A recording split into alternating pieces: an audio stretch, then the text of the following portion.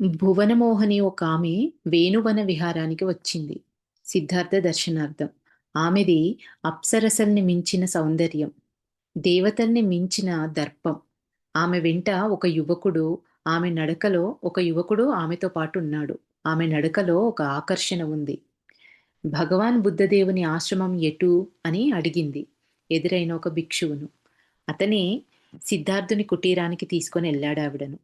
వీరు వెళ్ళే సమయానికి సిద్ధార్థుడు పర్ణశాలలో లేడు. కొంతసేపటికి కాలోదయి, సారిపుత్ర, నాగశ్యామలతో కలిసి వచ్చారు సిద్ధార్థుడు. ఆ ఆ సుందరి, ఆ యువకుడు బుద్ధునికి పాదాభివందనం చేశారు. జన్మలో ఇంతటి సౌందర్యవతిని చూసి ఎరుగను అనుకున్నాడు కాలోదయి. ఇటీవలనే ఆశ్రమంని స్వీకరించాడు కాలోదయి. భిక్షువైన భిక్షువైన తను అందాన్ని ఇలా ఆస్వాదించవచ్చునా అని ఆయన మనసులో అనుకున్నారంట. నాగశ్యామల స్థితి కూడా ఆయన కూడా అట్లానే ఆమె అందానికి ఎంతో అట్రాక్ట్ అయ్యారు. ఏవేవో కోరికలు బుసలు కొడుతున్నాయి. సారిపుత్ర బుద్ధుడు మాత్రం ఆమె కళ్ళల్లోకి సూటిగా నిర్వికారంగా చూడగలిగారు. బుద్ధుని చూపులు ఎంతో చల్లగా అనిపించాయి ఆమెకు. ఆమె సూటిగా బుద్ధుని కళ్ళల్లోకి చూసింది. ఎంత పవిత్ర భావన! ఇంతకాలం తనను చూసిన వారందరూ కాంక్షతోనే చూశారు. ఇంతటి ప్రేమతో ఎవ్వరూ చూసింది లేదు. అది ఆవిడ కనిపించింది ఆ చూపులో. ఆవిడ చెప్తున్నారు, నా పేరు ఆమ్రపాలి. వీడు నా కొడుకు జీవకుడు. బింబిసార మహారాజు గారి పుత్రుడు. మీ గురించి వినడమే కాని దర్శన భాగ్యం కలగలేదు. జీవకుని జీవకుని చదువు గురించి అడిగాడు బుద్ధుడు. మంచి కుర్రవాడు, మనసున్నవాడు. జీవకుడికి సిద్ధార్థుని పట్ల గౌరవం కలిగింది. భగవాన్, నా చదువు పూర్తి కాగానే విహారానికి వచ్చి ఇక్కడే ఉంటాను అన్నారంట. ఆమ్రపాలి తన జీవితాన్ని సింహావలోకనం చేసుకుంది క్షణంలో. ఆమె కళ్ళు వర్షించాయి. భగవాన్, నా జీవితం అంతా బాధలమయం. నాకు సంపదలకు ఏనాడు కొదవలేదు. లేనిదల్లా మనశ్శాంతి, తృప్తి. నేను ఏం పోగొట్టుకున్నానో ఈనాడే నాకు తెలిసింది అందావిడ. ఆమ్రపాలి ఆవిడ రాజనర్తకి అంట. ఆమె 16వ ఏట ప్రేమలో పడింది. తర్వాత భంగపడి బింబిసారునికి చేరువైంది. ఆ ప్రేమలో ఫెయిల్ అయిపోయి తర్వాత బింబిసారుడికి చేరువైంది. అంతఃపురం ఆమెను రాణివాసంలో ఉండడానికి అంగీకరించలేదు. ఎందుకు అంటే నర్తకి కాబట్టి. అంతఃపురం ఆమెను రాణివాసంలోకి అంగీకరించలేదు. జీవకుడు బింబిసారుని కుమారుడు కాదని పుకార్లు పుట్టించారు. అవమానం భరించలేక ఆమ్రపాలి అంతఃపురం వదిలి బయటికొచ్చేసింది. బింబిసారుడు ఆమెకు వేరే ఏర్పాట్లు చేశాడు. స్వేచ్ఛగా జీవించడం ఆమెకిష్టం. సిద్ధార్థుడన్నాడు, ఇదంతా విని సిద్ధార్థుడన్నాడంట, అందానికి వృద్ధి క్షయాలు ఉంటాయి. ఆమ్రపాలి, అందానికి వృద్ధి ఉంటుంది. ఒక ఏజ్‌లో అందంగా కనిపిస్తారు. తర్వాత వయసు మీద పడుతున్నప్పుడు ఆ అందం అనేది క్షయిస్తూ ఉంటుంది. అందానికి వృద్ధి క్షయాలుంటాయి ఆమ్రపాలి. కీర్తి సంపదలకు కూడా వృద్ధి క్షయాలుంటాయి. ధ్యానం ఒక్కటే అక్షయం, తరగని సంపద. మనిషికి నిజమైన సుఖాన్నిచ్చేది ధ్యానం ఒక్కటే. తిరిగి వెళ్ళిపోతూ సిద్ధార్థుణ్ణి అర్థించింది. భగవాన్, వైశాలి నగరం వెలుపల నాకొక పెద్ద మామిడి తోట ఉంది. చాలా ప్రశాంతంగా ఉంటుందక్కడ. మీరు మీ సంఘం అక్కడికి దయచేయమని చెప్పి నా ప్రార్థన అని ఆవిడ సిద్ధార్థుణ్ణి అర్థించిందంట. బుద్ధుడు అంగీకారం తెలిపాడు. ఆమె వెళ్ళగానే కాలోదయి సిద్ధార్థుణ్ణి సమీపించాడు.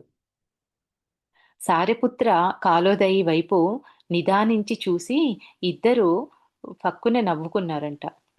ఎందుకు అంటే వాళ్ళిద్దరూ ఆమె అందానికి అట్రాక్ట్ అయ్యారు కదా! ఒక్క క్షణం వాళ్ళ కంట్రోల్ తప్పారు. తర్వాత బుద్ధుడితో అడుగుతున్న నాగశ్యామల వైపు చూసి సారిపుత్ర కూడా అలాగే నవ్వాడంట. ఆ ఇద్దరికీ కాస్త మానసిక వికారం కలిగిందని గ్రహించి సిద్ధార్థుణ్ణి ప్రశ్నించారు. మహాభిక్షు, సన్యాసి అందాన్ని ఆరాధించవచ్చునా? అన్ ఆస్వాదించవచ్చునా?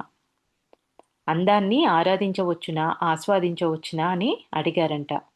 బుద్ధుడు స్త్రీ సౌందర్యం ఆధ్యాత్మికానికి అవరోధమా అని కూడా. శ్రీ సన్యాసి అందాన్ని ఆరాధించవచ్చునా? ఆస్వాదించవచ్చునా? లేదా ఈ స్త్రీ యొక్క సౌందర్యం అనేది మన ఆధ్యాత్మికానికి అవరోధమా అని చెప్పి బుద్ధుడిని అడిగితే, బుద్ధుడు నవ్వి, ధర్మం అందానికి అందనిది, అతీతమైంది. అందం, అహంకారం మనఃకల్పితాలు. చూసేవారి సంస్కారం బట్టి, భావనను బట్టి అందానికి విలువుంటుంది. ఒక చిత్రకారునికి ఏదైనా అందంగా కనిపిస్తుంది. చిత్రకారుడికి ఏదైనా అందంగా కనిపిస్తుంది. స్త్రీ అందానికి దాసులైన వారు సర్వం కోల్పోతారు. భగవంతుని ఆరాధించినట్లే స్త్రీని, ధర్మాన్ని ఆరాధించవచ్చు. సమదృష్టి ఏర్పడితేనే భిక్షువు ఎప్పుడైనా భిక్షువు అనేవాడు సమదృష్టిగా ఉండాలి అంటున్నారు. భిక్షువు మనసులో ఆకర్షణలు, వికర్షణలు రెండూ ఉండకూడదు. నిజమైన ప్రేమ హృదయంలో ఉంటుంది.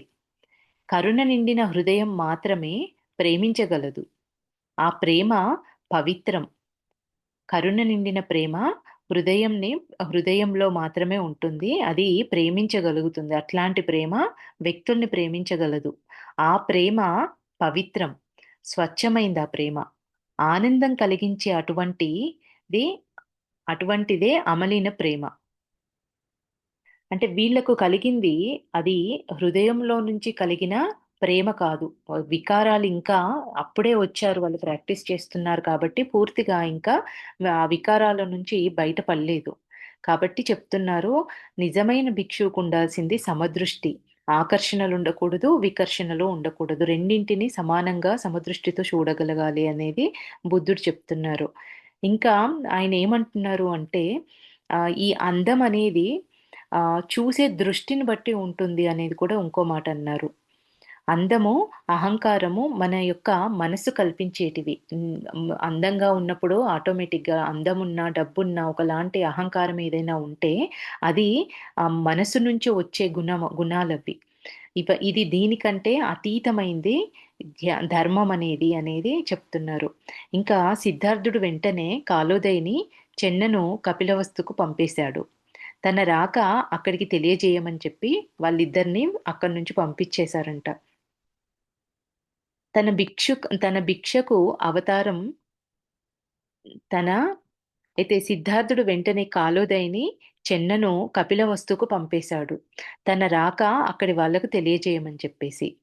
కపిలవస్తుకు తెలియజేయమని చెప్పేసి. అయితే ఇక్కడ కాలోదయి ఆయనప్పుడే భిక్షుడయ్యాడు కాబట్టి, తన అవతారాన్ని చూసి ఆ నగరంలో ఉన్నవాళ్ళు అక్కడి నుంచొచ్చాడు కదా! ఆ నగరంలో ఉన్న వాళ్ళందరూ ఏమనుకుంటారో అని చెప్పేసి ఆయన తెగ సిగ్గుపడిపోయాడంట. 9 రోజులు కాలినడకన హ్మ్, సిద్ధార్థుడి బృందము కపిలవస్తు చేరింది. వారికి స్వాగతం చెప్పడానికి రాజమందిరం సిద్ధం చేశారు. సిద్ధార్థుడు 300 మంది శిష్యులతో వేంచేశాడు. మౌద్గల్యన, కొండన్న, కశ్యప వేణువనంలో ఉండి మిగిలిన వారి బాగోగులు చూస్తున్నారు. సిద్ధార్థుని బృందం కపిలవస్తుకు 3 మైళ్ళ దూరంలోని న్యాగ్రోధవనంలో బస చేసి మర్నాడు నగర ప్రవేశం చేశారు. 300 మంది కాషాయం కాషాయ సన్యాసులు భిక్షాపాత్రలు చేతబట్టి నగరంలో సంచరించడం విచిత్రంగా అనిపించిందంట. ప్రజలు ఆ దృశ్యాన్ని వినోదంగా చూడసాగారు. సిద్ధార్థుడు నగరంలో ప్రవేశించిన వార్త రాజాంతపురంలో నిమిషాల్లోనే తెలిసిపోయింది. ఎదురు వెళ్ళి ఆహ్వానించడానికి మహారాజు రథం సిద్ధం చేయించాడు. మహారాణి ప్రజాపతి, గౌతమి, యశోధర అంతఃపురంలోనే నిలిచి ఏర్పాట్లు చూడసాగారు. శుద్ధోదనుని రథం నగర తూర్పు ద్వారం వద్ద భిక్షు బృందం ముందర వచ్చి ఆగింది. రథ సారథి ముందుగా సిద్ధార్థుణ్ణి గుర్తించాడు. మహారాజా, అడుగో ఆయనే రాకుమారుడు. కాషాయ వస్త్రాలు ధరించిన అతనా నా కుమారుడు? ఒక ఇంటి ముందు నిలిచి భిక్ష గ్రహిస్తున్న దృశ్యం చూసి కళ్ళలో నీళ్లు తిరిగాయి. ఎంతటి దుస్థితి! మహారాజు కుమారుడు బిచ్చగాడు కావడమా? సిద్ధార్థుని దృష్టి మహారాజు పైన లేదు. చిరిగిన బట్టలతో వచ్చి భిక్ష ఇస్తున్న శ్రీమూర్తి పైన నిలిచింది. సిద్ధార్థుడు భిక్ష తీసుకుంటున్నాడు. ఆయన రాజును చూడలేదు. ఎవరైతే భిక్ష ఇస్తున్న ఆవిడ చెరిగిన బట్టలతో ఉన్న ఆ శ్రీమూర్తిని ఆయన పైనే సిద్ధార్థుడి యొక్క దృష్టి నిలిచింది. శుద్ధోదనుడు కాలినడకన సిద్ధార్థుని సమీపించాడు. నాయనా సిద్ధార్థ! అతని కంఠం జీరపోయింది. కన్నీరు గొంతుకు అడ్డుపడుతోంది. నాన్నగారు! సిద్ధార్థుని పిలుపు, ఆ పిలుపులోనే పలకరింపు, పులకింత. నాగశ్యామల వచ్చి సిద్ధార్థుని చేతిలోని భిక్షాపాత్రను అందుకున్నాడు. సిద్ధార్థుడు 2 చేతులు చాచి తండ్రిగారి చేతులు పట్టుకున్నాడు. ఆలింగనం చేసుకోవాలని అనిపించినా కాషాయ వస్త్రాలు అడ్డుపడ్డాయి. సిద్ధార్థుడు మిగిలిన భిక్షుకులనుద్దేశించి, మీరంతా వనానికి వెళ్ళండి అని చెప్పారంట. నాగశ్యామల నాతో రాజమందిరానికి వస్తాడు అని సిద్ధార్థుడన్నాడు. సారిపుత్ర మిగిలిన భిక్షులు వెనుతిరిగి వెళ్ళారు. శుద్ధోదనుడు సరాసరి అంతఃపురానికి వస్తావనుకున్నాం. శుద్ధోదనుడు అంటున్నాడంట సిద్ధార్థుడితో, బుద్ధులతో, సరాసరి నువ్వు అంతఃపురానికి వస్తావనుకున్నా నేను అని శుద్ధోదనుడు అంటే సిద్ధార్థుడు సమాధానం చెప్తున్నారు. నేను ఒంటరిగా రాలేదు నాన్నగారు. నా వెంట పెద్ద పరివారం ఉంది. మాకు భిక్షాటన అనేది మాకు అలవాటే. నేను భిక్షువునే. ఇలా బిచ్చమెత్తడం ఈ ఆ మాట సిద్ధార్థుడు చెప్పిన తర్వాత ఆయన వాళ్ళ నాన్నగారు అంటున్నారు, శుద్ధోదన మహారాజు, ఇలా బిచ్చమెత్తడం అనేది మన వంశంలో లేదు. నిష్ఠూరంగా అన్నాడు శుద్ధోదనుడు. లోగడ లేదు. బుద్ధుడు చెప్తున్నాడు, లోగడ లేదు. ఇప్పుడే ఆరంభం. భిక్షాటన వల్ల ఆభిజాత్యం నశిస్తుంది. అంటే నేనే గొప్ప అనే ఇట్లాంటి గుణాలన్నీ నశించిపోతాయి. అహంకారం అనేది నశిస్తుంది. వినయం ఏర్పడుతుంది. భిక్షుల దృష్టిలో ధనిక పేద తారతమ్యం ఉండదు. రాజైన రంగసాని అయినా ఒకటే ఆదరణ మా దృష్టిలో మాకు. భిక్షాటన వల్ల మా విలువ పెరుగుతుంది కానీ తగ్గదు పితాశ్రీ. అలా నడుస్తూ అంతఃపురం చేరారు. గౌతమి, యశోధర, రాహుల్, సుందరి, నంద ఆత్రంగా ఎదురు చూస్తున్నారు. అంత దూరం నుంచి సిద్ధార్థుని యశోధర గుర్తించింది. నాన్న రాహుల్, అడుగో మీ నాన్నగారు. నీకు ఏం బహుమతులు తెచ్చారో వెళ్ళి అడుగు అంది యశోధర. క్షణంలో రాహుల్ మేడ దిగి బుద్ధుని వద్దకు పరుగుతీశాడు. వచ్చిన బాలుడు రాహులుడని గుర్తించడానికి బుద్ధుడికి ఆలస్యమేం కాలేదు. ఆయన రాహుల్ని దగ్గరికి తీసుకొని కౌగిలించుకొని ముద్దాడాడు. ఉద్వేగంతో రాహుల్ అడిగాడు, నాకేం తెచ్చారు నాన్నగారు? తల నిమురుతూ, ఇప్పుడు కాదు, సమయం వచ్చినప్పుడు నేనేం బహుమతులు తెచ్చానో నీకు తెలుస్తుంది. ఇంకా నీవు చిన్నవాడివి కదా. ఒకవైపు తండ్రిగారు, రెండో వైపు రాహుల్, మధ్యలో సిద్ధార్థుడు. ఇద్దరి చేతులు తాను పట్టుకున్నాడా, వారిద్దరూ సిద్ధార్థుని చేతులు పట్టుకున్నారా అన్నట్టుగా ఉంది. లోపలికొచ్చారంతా. గౌతమి, యశోధర, సుందరి వచ్చారు. సిద్ధార్థుడు ఆ ముగ్గురికి ఎదురుగా వెళ్ళాడు. గౌతమి ఎప్పటిలాగా టీవీగా దర్భంగా ఉంది. అమ్మా అని ఆప్యాయంగా ఆమె చేతులు పట్టుకున్నాడు బుద్ధుడు. గోపా, నన్ను క్షమించు. ఆమెకు దుఃఖం ఆగట్లేదు. యశోధరమ్మకు దగ్గరగా వెళ్ళి యశోధర చేతిని తన చేతుల్లోకి తీసుకొని, గోపా, నేను సర్వదా నీ త్యాగానికి రుణపడి ఉంటాను. సిద్ధార్థుడు యశోధరను గోపా అని పిలుస్తాడు కదా, ఆమెతో చెప్తున్నారు, గోపా, నేను సర్వదా నీ త్యాగానికి రుణపడి ఉంటాను. నా విజయం నీది. నా జ్ఞానానికి ఆలంబన నీవు. నేనే కాదు, ఈ లోకం నీకు రుణపడి ఉంటుంది గోపా. గౌతమి కాస్త చిరుకోపంగా అంది, సిద్ధార్థ, నీవు వెళ్ళి 7 సంవత్సరాలైంది. యశోదర కనుక ఇన్నాళ్ళు ఓర్చుకుందయ్యా. గొప్ప త్యాగశీలి తను. ఈ మాటలు విని సిద్ధార్థుడు అంటున్నారు, అమ్మా గోప, మీరు ఇద్దరూ నాకు 2 కళ్ళు. మీ మనసులు ఆమోదించి అనుమతించిన తర్వాతనే నేను వెళ్ళాను. యశోదర తృప్తిగా తలవంచుకుంది. నందా, నేను వెళ్ళే నాటికి నీ వయసు 15 సంవత్సరాలు కదా. ఇప్పుడు బాగా పెద్దవాడయ్యావు. ఈయన మన బుద్ధుడి తమ్ముడు కదా, గౌతమ వాళ్ళ తల్లికి పుట్టిన అబ్బాయి ఈ నంద అనే అతను. అప్పుడు సిద్ధార్థుడు వెళ్ళేటప్పుడు ఆయన వయసు 15 సంవత్సరాలంట. నందా, నేను వెళ్ళే నాటికి నీ వయసు 15 సంవత్సరాలు కదా. ఇప్పుడు బాగా పెద్దవాడయ్యావు. నంద తల్లిగారి ఆదేశం మేరకు సిద్ధార్థునికి పాదాభివందనం చేశాడు. తర్వాత న్యాగ్రోధవనానికి బయలుదేరుతుండగా యశోదర అడిగింది, రేపు రేపు మీరు కాలోదయి తూర్పు భవంతికి భిక్షకు దయచేయండి. మీకోసం నేను రాహుల్ నిరీక్షిస్తుంటా. సిద్ధార్థుడు మందస్మితం చేసి తల ఊపి బయలుదేరాడు.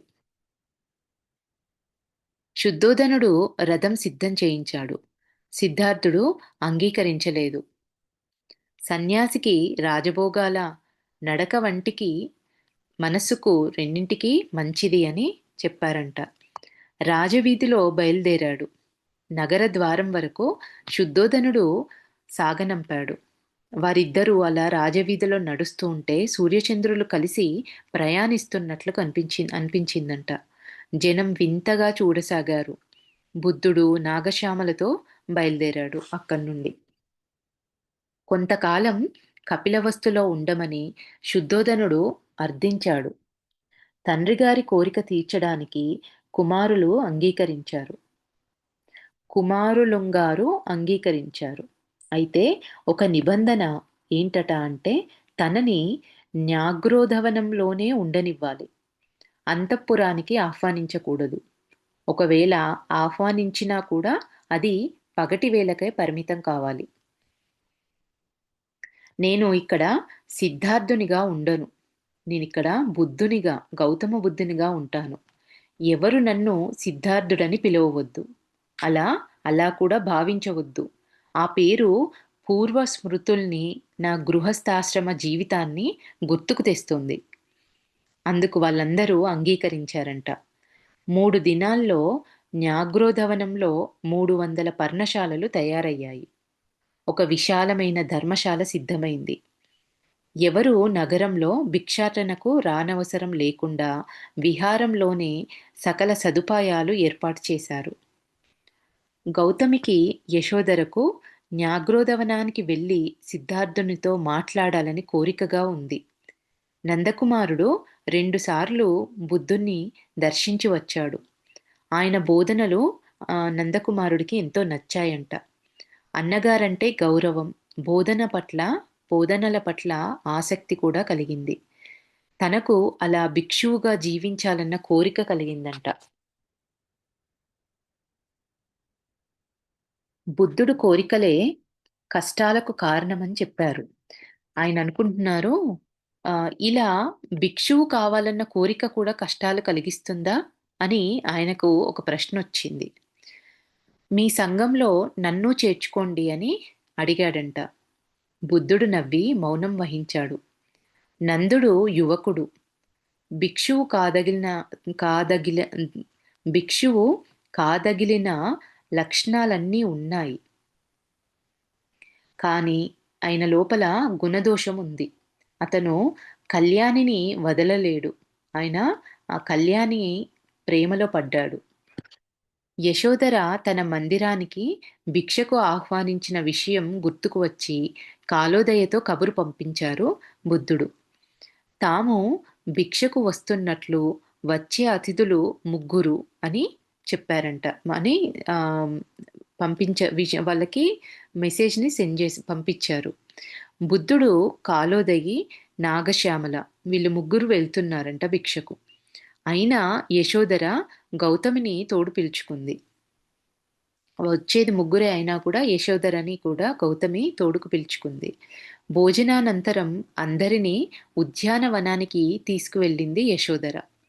అక్కడ కడిమి చెట్టు కింద సమావేశము ఏర్పాటు చేసుకున్నారంట. ఆ చెట్టుని చూడగానే సిద్ధార్థునికి తన బాల్యం యొక్క జ్ఞాపకాలన్నీ గుర్తుకొచ్చాయి. ఆ చెట్టు కిందటనే చాలా సంవత్సరాల క్రితం బాల్యంలో మొదటిసారి ధ్యానం చేసి సమాధి స్థితిని అనుభవించాడు బుద్ధుడు. ఇప్పుడు ఆ వృక్ష ఛాయలో సమావేశం ఏర్పాటు చేయటం అనేది గౌతమి విజ్ఞతకు నిదర్శనం. ఆ విషయం యశోధరకు తెలిసి ఉండకపోవచ్చు. ఎందుకంటే అప్పటికి ఆమెతో బుద్ధుడికి పరిచయం లేదు కాబట్టి. తను ఉరివిల గ్రామంలో సుజాత, స్వస్తి మొదలైన వారికి చేసిన ఉపదేశము బుద్ధుడికి ఆ ప్రదేశం చూసిన తర్వాత జ్ఞాపకం వచ్చిందంట. ఇక్కడ ఉద్యానవనంలో యశోధర ఒక బాలసేవా సదనం నడుపుతోంది. ఆ పిల్లలకు చెట్ల నీడలో చదువు చెబుతుంది. ఇతరత్రా సేవా కార్యక్రమాలు కూడా అక్కడ ఆవిడ నిర్వహిస్తున్నారు. ఆమెది ఒక విధమైన ప్రజాసేవ. అని వీరందరూ వెళ్ళేసరికి ఉద్యానవనంలో పిల్లలు ఎదురుచూపులు చూస్తున్నారంట. బుద్ధుడు రాహుల్ని తన పక్కన కూర్చోమని పిలిచాడు. కొంచెం అవతలగా యశోధర, గౌతమి, సుందరి, నంద కూర్చున్నారు. పిల్లల్ని చూస్తే సిద్ధార్థుని లోపల కథలు పొంగుకొస్తాయి. పూర్వజన్మల కథలు చెబుతూ ఉంటాడు బుద్ధుడు. పిల్లలు, మీకో కథ చెప్తాను వినండి అని బుద్ధుడు చెప్పడం మొదలుపెట్టారంట. అనగనగా చాలా కాలం క్రితం ఒకానొక హిమాలయ దేశంలో మేఘ అనే ఒక యువకుడుండేవాడు. చాలా మంచివాడు ఆ వ్యక్తి. కష్టపడి పనిచేసేవాడన్నమాట. అతను పేదవాడు. చదువుకోవాలని ఉండేది కానీ డబ్బు లేదు. చదువు నిమిత్తం ఒక నగరానికి బయలుదేరాడు. పేదవాడు కదా, రథం, గుర్రం ఎక్కలేడు. నడిచి వెళ్ళాడక్కడికి. చేతిలో ఒక కర్ర, కట్టుకునే బట్టలు ఇంకేం లేవు. త్రోవలో కూలీనాలి పనిచేస్తూ, పొలాల్లో పనిచేస్తూ, పొట్ట పోషించుకుంటూ కాసిన్ని డబ్బులు సంపాదించాడు. దివాపతి అనే నగరం చేరేసరికి అతని వద్ద 500 నాణాలు తయారయ్యాయి. అతను వెళ్ళే సమయానికి నగరం చాలా కోలాహలంగా ఉంది. ఉత్సవ సంరంభం ఏమై ఉంటుందో అర్థం కాలేదు ఆ యువకుడికి. ఏ పండుగ లేని సమయం తెలుసుకుందామన్న జిజ్ఞాసతో అటూ ఇటూ చూశాడు. అంటే ఆయన అతను వెళ్ళే సమయానికి నగరంలో చాలా కోలాహలంగా ఉంది. ఉత్సవ సంబరంగా కనబడుతుంది. ఏమై ఉంటుందో ఆయనకు అర్థం కాలేదు. ఆ సమయంలో ఏ పండుగలు అనేవి ఆ సమయంలో లేవు. అయితే ఈ తెలుసుకుందామన్న జిజ్ఞాసతో అటూ ఇటూ చూశాడట. ఏంటి కోలాహలము అని. ఒక యువతి కనిపించింది ఆయనకు. ఆవిడ చాలా అందంగా ఉంది. కలువపూలు సజ్జలో పెట్టుకొని వయ్యారంగా నడుస్తూ తన వైపుగా వస్తోంది. ఆమె మేఘ ఆమెని ఆపి, అమ్మాయి, ఏమిటి కోలాహలం? ఏమైనా విశేషమా అని ప్రశ్నించాడు. ఆమె మేఘని ఎగాదిగా చూసింది. మీరు మా ఊరికి కొత్తా? దీపంకర మహర్షి మా నగరానికి వచ్చాడు. ఆయన మహాజ్ఞాని. ఒకప్పుడు మహారాజు కుమారుడట. ఇల్లు విడిచి వెళ్ళి జ్ఞానం సంపాదించాడు. ఇప్పుడు వచ్చాడు. అందుకే ఈ సంబరం. మేఘ సంతోషించాడు. ఆడబోయిన తీర్థం ఎదురైంది. ఒక మహాజ్ఞానిని దర్శించే అవకాశం తనకు కలిగింది అనుకున్నారంట. ఆయనకు ఏదైనా కానుకగా సమర్పించి తనని ఆయన శిష్యునిగా స్వీకరించమని అడగాలనుకున్నాడు. కానీ ఏమివ్వాలి అని ఆలోచించి తన దగ్గర ఏం లేవు కదా అని ఆ సుందరి వద్ద పూలున్నాయి, అడిగితే ఇస్తుందా అనుకున్నారంట. సుందరి, ఒకటి అడుగుతాను, కాదనకుండా ఇస్తావా అడిగాడు. ఇవ్వదగ్గది ఏదైనా నా వద్ద ఉన్నదైతే ఇస్తాను అని ఆవిడ సమాధానం చెప్పారు. ఈ పూలు నాకు ఇవ్వగలవా? ఎంత కొన్నావు? బాటసారి, నేను కొన్నవి 5 పూలే. మిగిలిన ఇవి 2 మా ఇంటి సరస్సులోవి. పోనీ 5 పద్మాలు ఎంతకిస్తావు చెప్పు? 500. బాలా, నేను దీపంకర గురువుని దర్శించాలి అందుకు. నేను ఆయన దర్శనానికే వెళ్తున్నాను. ఉత్తి చేతులతో వెళ్తే బావుండదు కనుక వీటిని అమ్మను కాక అమ్మను అని ఆవిడ సమాధానమిచ్చింది. మేఘ నిరాశ చెందాడు. అయినా ప్రయత్నించడం తప్పు కాదు కదా! సుందరి, నీవు చాలా అందంగా ఉన్నావు. నీ చూపే గొప్ప బహుమతి. నీవు చాలా మంచిదానివి. దయతలిచి ఈ 5 పూలు నాకివ్వు. 2 నువ్వుంచుకో. జీవితాంతం నీకు రుణపడి ఉంటాను అని ఆయన మళ్ళీ రిక్వెస్ట్ చేశారంట. ఆమె నేలచూపులు చూడసాగింది. కొంచెం సేపటికి తల ఎత్తి అంది, మీరెవరో నాకు తెలియదు. మిమ్మల్ని చూసిన క్షణంలోనే మనది జన్మజన్మల బంధం అనిపించింది. 7 అడుగుల బంధమని అనిపించింది. చాలా మందిని చూశాను నేను. ఎవ్వరి పట్ల నాకు ఇష్టం కలగలేదు. ఇప్పుడు నా హృదయం రెపరెపలాడింది. నన్ను పరిగ్రహించగలరా? మీ అర్ధాంగిగా అంగీకరించగలరా? అని అడిగి సిగ్గులు మొగ్గయింది. మేఘ 2 నిమిషాలు ఆలోచించాడు. తరుణి, నిన్ను చూసినదే తడువు నాకు అలానే అనిపించింది. నిన్ను పెళ్లి చేసుకొనడానికి నాకు ఎలాంటి అభ్యంతరం లేదు అని చెప్పాడు. కానీ నేను జ్ఞానార్తిని. నా జ్ఞాన గమ్యానికి అవరోధం కాకుండా ఉంటే సరే అని ఆయనన్నారంట. ఆమె ప్రమాణం చేస్తున్నాను. మీ భార్యనైనంత మాత్రాన మీ అభ్యుదయానికి ఆటంకం కాను. అందుకు నేను చేయగలిగిన సాయం చేస్తాను అని ఆమె చెప్పింది. ఇరువురు దీపాంకర గురుదర్శనానికి వెళ్ళారు. భక్తజనం కిటకిటలాడుతున్నారు. ఆయన దూరంగా వేదికపై జ్ఞానజ్యోతి స్వరూపంలా వెలుగుతున్నారు. ఆయన తేజస్సు దిశ దిశలా పరుచుకుంది. ఒకనాటికి నేను మీ అంతటి వాడిని కావాలి గురుదేవా, నన్ను అనుగ్రహించండి, ఆశీర్వదించండి అని మనసులోనే అనుకున్నాడు. దగ్గరగా వెళ్ళే వీలు కలగలేదు. చేతిలో 5 పద్మాలున్నాయి. వాటిని పట్టుకొని దీపాంకర వైపు బలంగా విసిరివేశాడు. అవి నేరుగా వెళ్ళి ఆయన చేతిలో పడ్డాయి. ఆమె అదే ప ఆమె ఆమె కూడా అదే పని చేసింది. ఆమె విసిరిన 2 పద్మాలు ఆయన పాదాలపైన పడ్డాయి. ఎవరా పద్మ పూజారులు? వారిని నా సమక్షానికి రమ్మనండి. మేఘ సుందరి చేతులు ముకుళించి ఆయన ముందు నిలబడ్డారు. ఆయన మేఘ వైపు చూసి, సిద్ధార్థుడవు నువ్వు సిద్ధార్థుడవు నాయనా, నీ ఆంతర్యం తెలిసింది. సుందరి వైపు తిరిగి, బాలా, నీవు అతనికి ఈ జన్మలోనే అర్ధాంగివి కాదు, ముందు జన్మల్లోనూ నీవే అతని అర్ధాంగివి అని ఆయన ఇద్దరిని ఆశీర్వదించారంట. బాలలు మనిషికి సంపద, కీర్తి, కొలమానాలు కావు.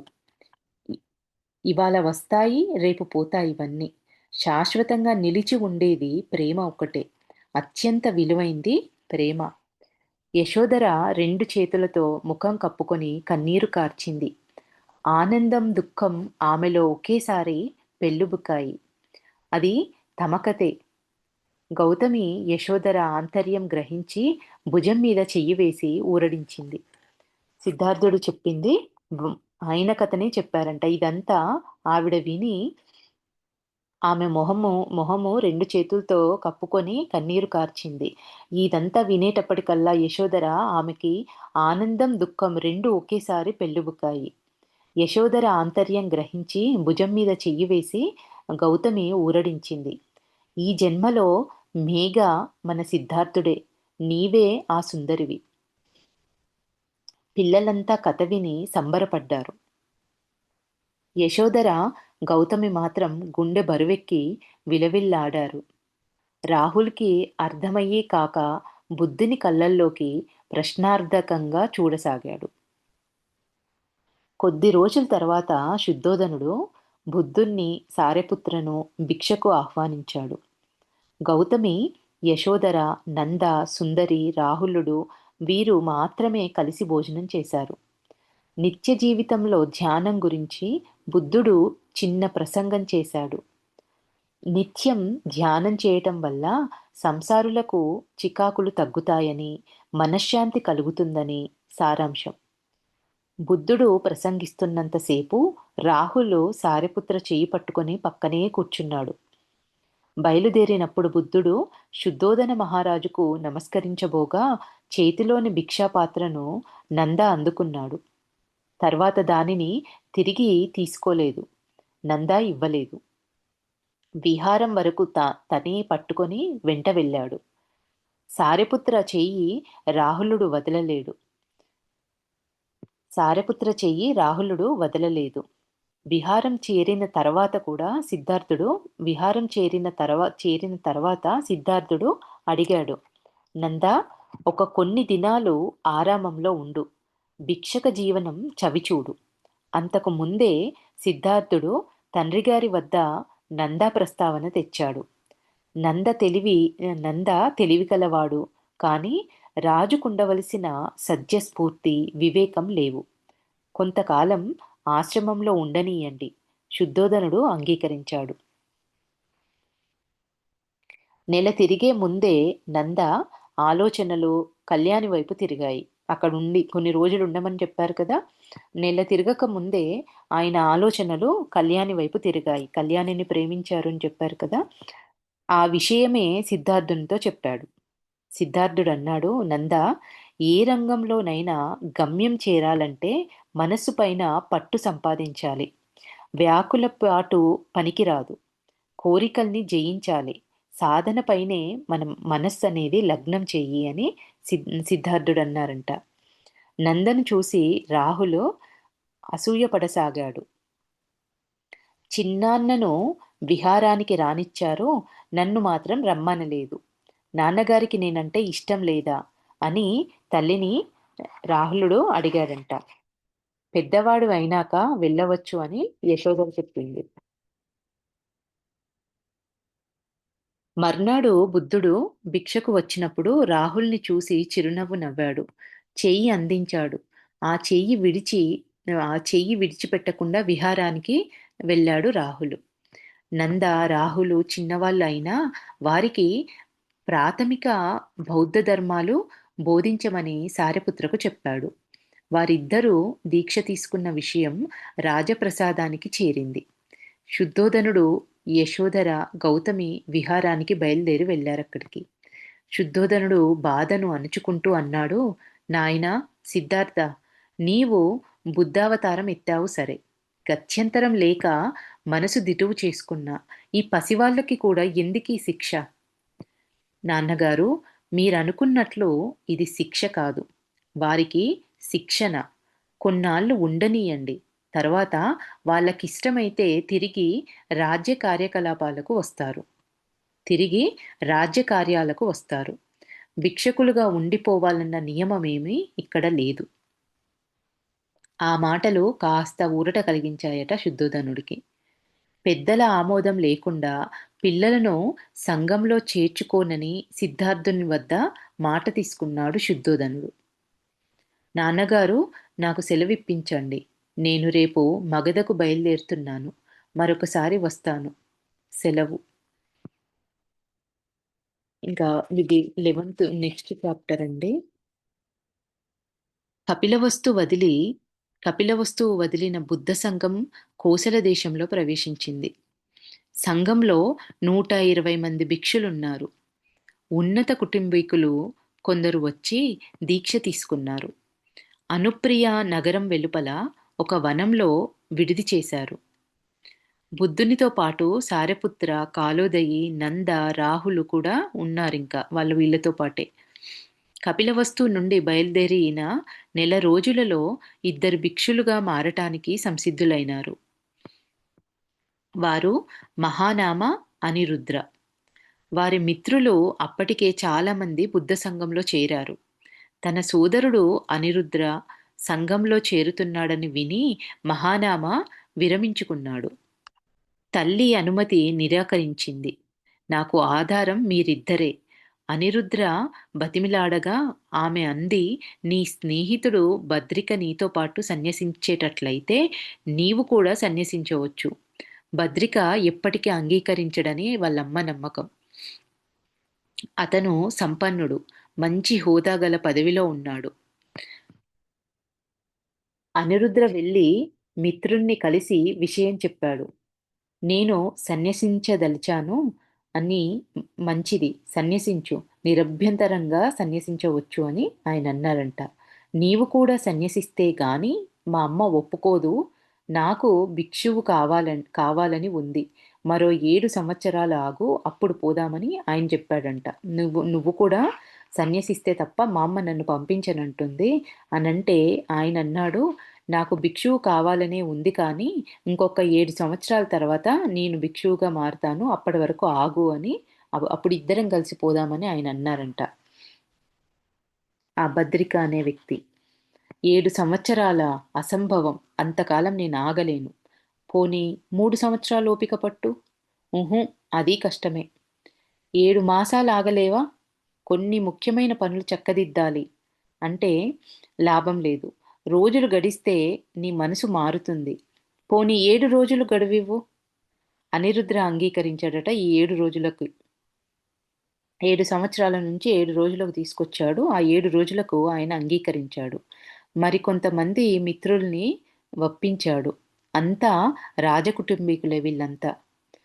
బాగు, వాళ్ళంతా ఎవరంట, వాళ్ళ పేర్లు బాగు, కింబల, దేవదత్త, ఆనందుడు, వీళ్ళందరినీ ఆహ్, ఒప్పించి అందరూ కలిసి సన్యాసం తీసుకోవాలనుకున్నారు.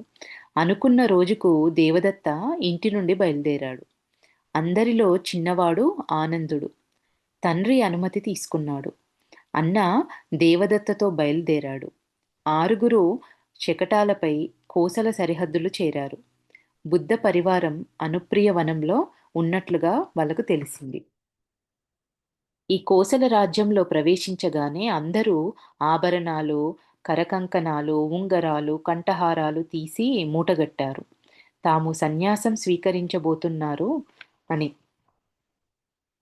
నగానట్ర అనవసరం, ఈ సన్యాసం తీసుకోబోతున్నప్పుడు నగానట్ర ఎందుకు అనవసరం అని చెప్పేసి అన్నీ తీసి మూటగట్టారంట. ఎవరైనా పేదవానికి ఇచ్చివేయాలి అని చెప్పేసి. అటూ ఇటూ చూడగా తమ ఈడువాడు ఒక మంగలి కనిపించాడు. అనిరుద్ధ వెళ్ళి అతనిని అనుప్రియకు మార్గం చూపమని అడిగాడు. అతని పేరు ఉపాలి. కొంత దూరం వారి వెంట వెళ్ళి ఆయన దారి చూపించాడు.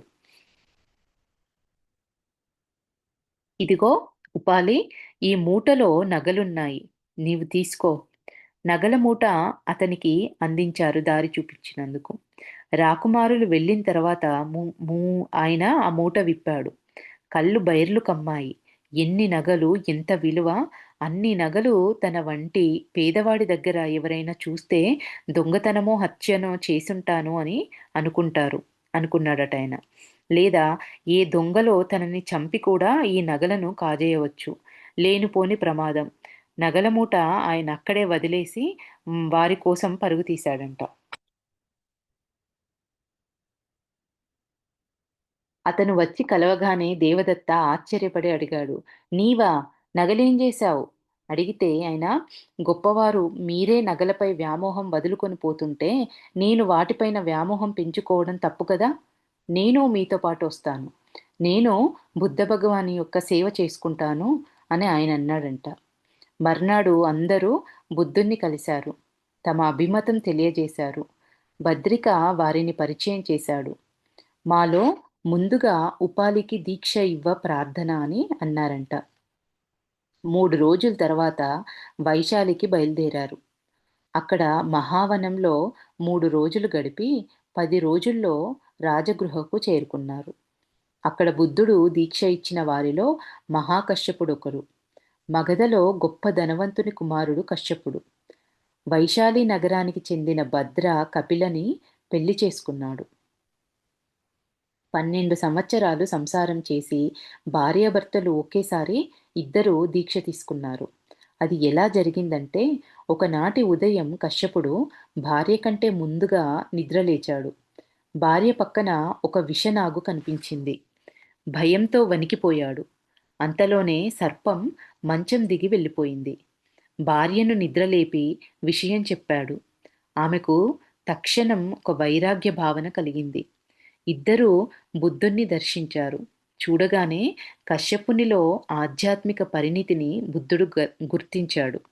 తన భార్యకు దీక్ష ఇమ్మని అర్థించాడు. లేదు కశ్యప, ఆడవారిని సంఘంలో చేర్చుకునే ఆలోచన ప్రస్తుతం లేదు. కొంతకాలం ఆగవలసి ఉంటుంది. ఇంట్లోనే ఉంటూ బౌద్ధ ధర్మాలు పాటించవచ్చు అని బుద్ధుడు చెప్పారట. కొన్ని రోజుల తర్వాత సుదత్తుడనే సంపన్నుడు బుద్ధుని బోధనలకు ప్రభావితుడై బుద్ధుణ్ణి దర్శించి కోసలకు ఆహ్వానించాడు. ఇక్కడికి ఈ స్టోరీ అయిపోయిందండి. వాళ్ళిద్దరు భార్యాభర్తలు ఇద్దరు ఒకేసారి దీక్ష తీసుకున్నారు. ఆయనకు ఆ వైరాగ్య భావన వాళ్ళకు ఆ విధంగా వచ్చింది అని చెప్పారు. ఇక్కడికి ఆ కథ అయిపోయింది. ఈ నెక్స్ట్ కొన్ని రోజుల తర్వాత సుదత్తుడనే సంపన్నుడు బుద్ధుని బోధనలకు ప్రభావితుడై బుద్ధుణ్ణి దర్శించి కోసలకు ఆహ్వానించాడంట బుద్ధుణ్ణి. శ్రావస్తి నగరంలో అతను గొప్ప వితరణశీలి. అనంత పిండిక అనే పేరు అతనికి సార్థకం. వ్యాపార నిమిత్తం రాజగృహకు వచ్చినప్పుడు బావగారింట దిగుతాడాయన. ఒకసారి సుదత్త వచ్చే సమయానికి అతని బావ బుద్ధునికి భిక్ష ఏర్పాట్లో ఉన్నాడు. సరాసరి బావ కోసం వేణువనానికి వెళ్ళాడు. వాహ్యాలికి వెళ్ళి వస్తున్న బుద్ధుడు అతనిని చూసి సుదత్త అని పలకరించాడు. బుద్ధుని పరివారానికి జేతవనం అనుకూలమని సుదత్త భావించాడు. కాని అది జేత రాకుమారుంది. వెళ్ళి జేతను కలిసి విషయం చెప్పాడు. జేత వయస్సు 2 పదులు. తండ్రి ప్రసేనజిత్తు బహుమతిగా ఇచ్చిన వనం అది. ఆ వనంలో బంగారు నాణాలు పరిచినంత మేర భూభాగాన్ని తీసుకోమని నిబంధన పెట్టాడు జేత. అతను అంత డబ్బు పరచలేడని అనుకున్నాడు. అంటే ఆయన భూమి ఆ జీతవనాన్ని నువ్వు ఎన్ని బంగారు నాణాలు పరుస్తావో అంతవరకు ఆ భూమిని తీసుకోవచ్చు అని ఆయన చెప్పాడంట ఆ జీత అని అతను. ఆయన ఉద్దేశం ఏంటంటే అంత భూమి అంత పెద్ద వనం కాబట్టి అతను అంత డబ్బు పరచలేడని ఆయన అనుకున్నాడు. కానీ సుదత్త మొత్తం జీతవనాన్ని బంగారు నాణాలు పరిపించి కైవసం చేసుకున్నాడు. సుదత్త సారెపుత్రను రాకుమారునికి పరిచయం చేశాడు. సారెపుత్రను చూడగానే జేత మనస్సు మారింది. జేతవనంలో పరివారానికి భవనాలు తానే కట్టిస్తానని ఆయన మాటిచ్చాడంట. భిక్షకు ఎవరూ బయట తిరగనవసరం లేకుండా రాజమందిరం నుండి పంపే ఏర్పాటు చేశాడు. జేతవనంలో బౌద్ధ విహారం నిర్మితమవుతున్న వార్త నగరమంతా పాకింది. 4 మాసాలలో ఆ విహారం సిద్ధమైంది. బుద్ధుని వెంట 500 మంది భిక్షులు వైశాలి చేరుకున్నారు. ఒకనాడు ప్రాతఃసమయంలో ఆమ్రపాలి బుద్ధుణ్ణి దర్శించి తన ఆమ్రవనాన్ని బుద్ధ సంఘానికి బహూకరించింది. ఆ తర్వాత బుద్ధుడు సారెపుత్ర మరో 300 మంది భిక్షులతో శ్రావస్తి బయలుదేరారు. అప్పటికి రాహుల్ వయస్సు ఎంత అంట 12 సంవత్సరాలు. ఉపదీక్ష మాత్రం తీసుకున్నాడాయన. సారెపుత్ర శిక్షణలో ఉన్నాడు. రాహుల్కి సారెపుత్ర అంటే ఇష్టం. జేతవనానికి జేత తల్లి రాణి మల్లిక వస్తుంది కానీ ప్రసేనజిత్తు రాడు. ప్రసేనజిత్తు సోదరి బింబిసారుని పట్టమహిషి. వారు 3 ఏళ్లుగా బౌద్ధ ధర్మం ఆచరిస్తున్నారు. ప్రసేనజిత్తుకు అనుమానం, ఇంత చిన్న వయసులో ఎవరైనా మహాజ్ఞాని కావడం ఎలా సాధ్యమో అని. అందుకని ఆయన అక్కడికి రాడు, వాళ్ళతో కలవడు. అప్పుడు ఒక సంఘటన జరిగిందంట. ఒకతను పుత్రశోకంతో బుద్ధుని దర్శనానికి వచ్చాడు. అతను చాలా రోజులు రుద్రభూమిలో ఏడుస్తూ గడిపాడు. అతని దుఃఖం చూసి బుద్ధుడు అడిగాడు, ప్రేమలో అంత బాధ ఉంటుందా? అతనికి కోపం వచ్చిందంట. లేదు స్వామి, ప్రేమ వల్ల బాధ కలగదు. ప్రేమ సుఖాన్ని ఆనందాన్ని ఇస్తుంది. వియోగం మాత్రమే దుఃఖం కలిగిస్తుంది. బుద్ధుడు వివరణ ఇచ్చేలోగా అతను అక్కడి నుంచి వెళ్ళిపోయాడు. బుద్ధుని నిర్వచనం తప్పు అని ఎలుగెత్తి ప్రచారం చేశాడంట ఆయన. ప్రసేనజిత్తు ఆ మాట విని రాణితో అన్నాడు, బుద్ధుడు ఒక ఆయన ఒక అజ్ఞాని అని ఆయన ప్రసేనజిత్తు రాణితో అన్నాడంట. గౌతముడు అలా చెప్పి ఉంటే అదే నిజం అన్నది పట్టుదలగా ఆమె. గొప్పవాళ్ళు చెప్పే ప్రతి మాట గొప్పది కానవసరం లేదు. నమ్మనవసరం లేదు వాదించాడు భార్యతో ఆయన ప్రసేనజిత్తు. మర్నాడు రాణి నలిజంగ అనే బ్రాహ్మణ పండితుణ్ణి పిలిచి అన్ని బాధలకు ప్రేమే మూల కారణమా అని అడిగింది. వెళ్ళి బుద్ధుణ్ణి అడిగి రమ్మని చెప్పిందంట. అతను వెళ్ళి బుద్ధుణ్ణి అదే ప్రశ్న వేశాడు. బుద్ధుడు మరో సంఘటన ఉదహరించాడు. ఈ మధ్య శ్రావస్తిలో ఒక ఆమె తల్లిని కోల్పోయింది. ఆ విచారంలో ఆమె మతి భ్రమించింది. పిచ్చిదానిలా వీధుల్లో తిరుగుతుంది. ఎదురుపడ్డ వారిని మా అమ్మను చూశారా అని ప్రశ్నిస్తుంది. బాధకు కారణం ఏమిటి విప్రోత్తమ అని ప్రశ్నించాడు బుద్ధుడు. ఇద్దరు ప్రేమికులు ఆత్మహత్య చేసుకున్నారు. ఆ అమ్మాయిని తల్లిదండ్రులు వేరే యువకుడికి ఇచ్చి పెళ్లి చేశారు. ఆమె ప్రియునితో కలిసి ఆత్మహత్య చేసుకుంది. దుఃఖానికి కారణం ఏమిటి నలిజంగా? ఇంకొక ప్రశ్న. ఆ కథలు బ్రాహ్మణుడు వెళ్ళి రాణికి చెప్పాడు. ఆమె ఒకరోజు ప్రసేన తీరికగా ఉన్న సమయంలో పక్కన కూర్చొని మహారాజా, మీరు రాకుమారి వజరిని ప్రేమిస్తున్నారు కదూ అని ప్రశ్నించింది. అదేం పిచ్చి ప్రశ్న, నా ప్రాణం కన్నా మిన్నగా ప్రేమిస్తున్నాను. తనకు ఏదైనా జరిగితే మీరు బాధపడతారా ఆనందిస్తారా? మహారాజు నోట మాట రాలేదు. కళ్ళు తిరిగినంత పనయింది. బుద్ధుని బోధలు కఠోర సత్యాలు ఒక పట్టాన అర్థం కావు అని ఆయన అనుకున్నాడంట. ఇక్కడికి దీన్ని ఈరోజు కాపుదామండి. Thank you.